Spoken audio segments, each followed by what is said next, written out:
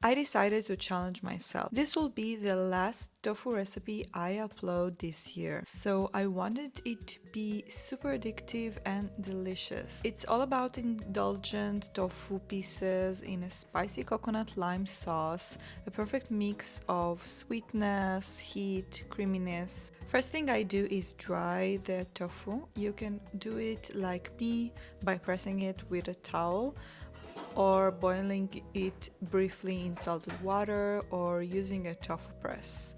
You can also freeze and defrost it. I like to break the tofu into chunks instead of cutting it neatly.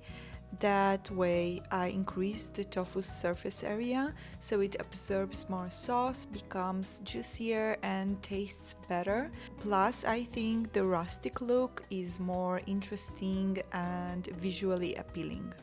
Next, I add soy sauce and black pepper, just enough to coat the tofu evenly.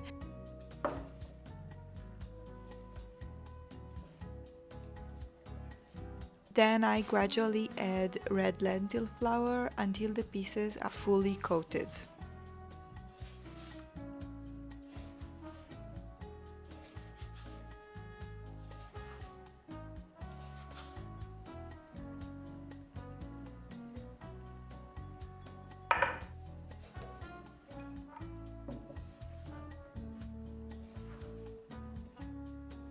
I spread them out on a parchment-lined baking tray, leaving some space between the pieces, and bake at 180 degrees Celsius for about 20 minutes or until golden. Don't over bake the tofu because it dries out and gets tough if you leave it too long.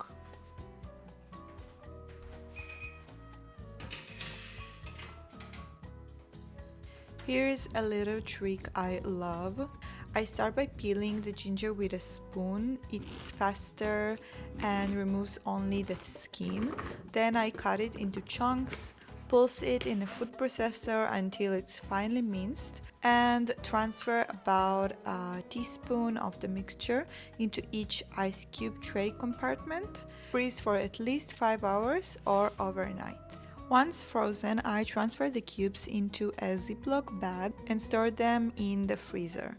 Whenever I need ginger for a recipe, I just pop in a cube or two, just like fresh.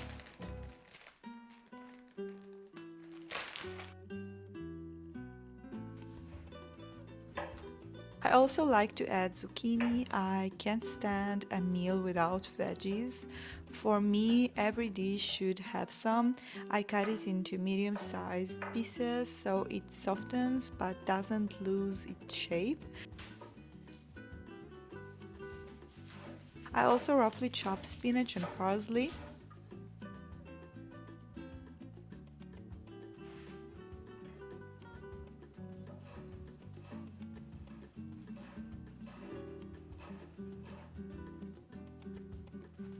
After about 10 minutes in the oven, I toast the tofu a bit so it bakes evenly.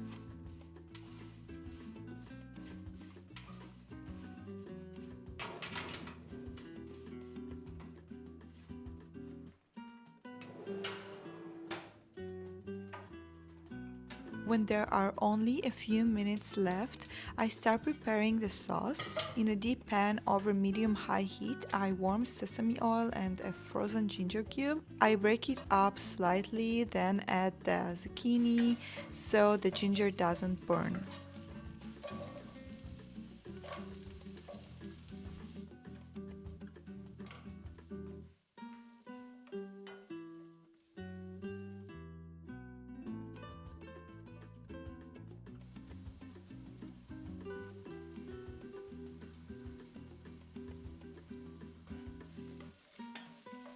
When the zucchini starts softening and browning, I add smoked paprika and Ras el Hanout.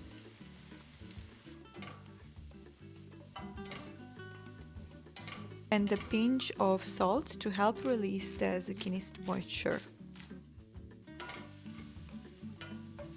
Then I add gochujang for that spicy kick and beautiful color, followed by coconut milk. Just don't be like me. Make sure to shake the can well before pouring it in.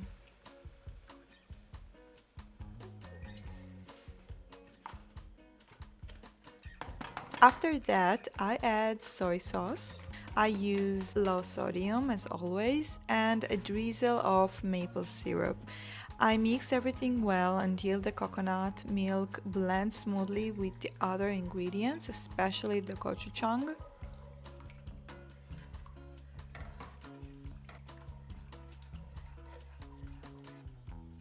Then I add lime zest from 2 limes.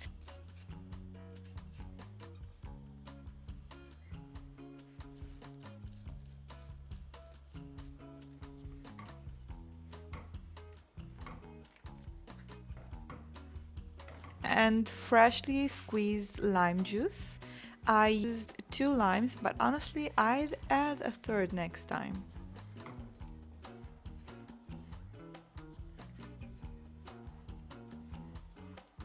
I bring it to a gentle boil, then add the baked tofu pieces.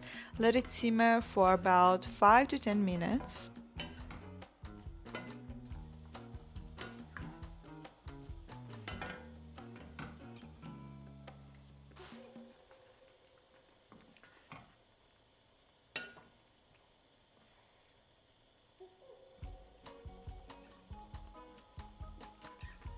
Towards the end, I add the chopped spinach and parsley, lower the heat and cook for another minute.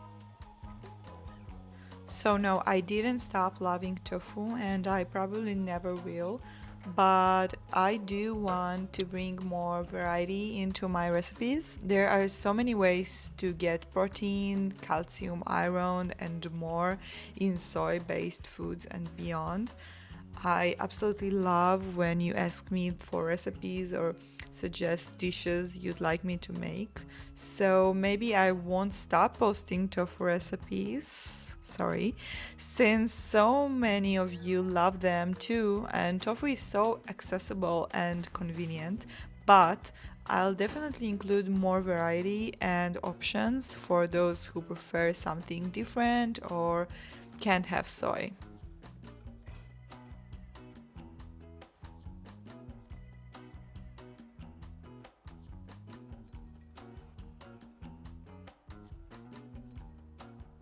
I love serving this with basmati rice or rice noodles. For some freshness, I add raw veggies, this time red bell pepper, but sometimes tomato, cucumber, or steamed green beans. On top, I sprinkle more parsley, extra lime zest, and squeeze a bit more lime juice just before eating.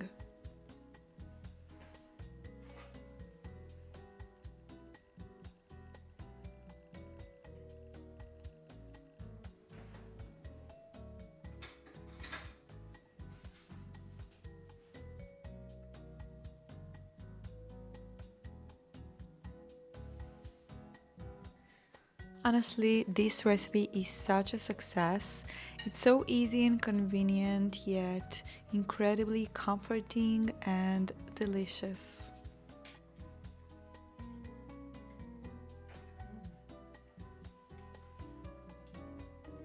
Thank you so much for watching.